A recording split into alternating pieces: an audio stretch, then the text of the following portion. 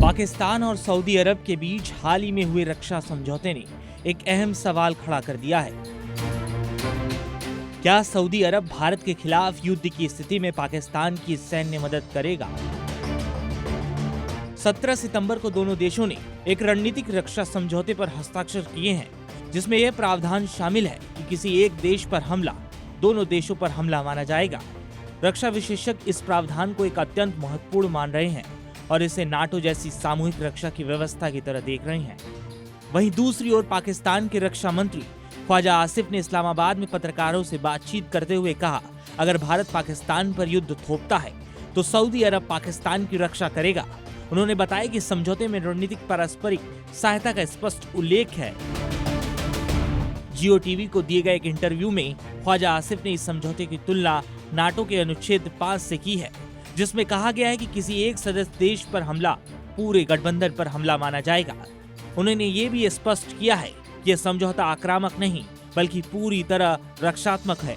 उनके मुताबिक चाहे हमला सऊदी अरब पर हो या पाकिस्तान पर, हम मिलकर उसका जवाब देंगे। रॉयटर्स की एक रिपोर्ट में ख्वाजा आसिफ के हवाले से कहा गया है कि दोनों देशों पर खतरा होने की स्थिति में यह व्यवस्था सक्रिय हो जाएगी, लेकिन इस समझौते का उद्देश्य किसी पर हमला करना नहीं है। उन्होंने यह चौंकाने वाला दावा भी किया है कि पाकिस्तान के परमाणु हथियार सऊदी अरब के उपयोग के लिए उपलब्ध हैं। उन्होंने कहा कि इस समझौते के तहत पाकिस्तान की सैन्य क्षमताएं साझेदार देश के लिए खुली होंगी।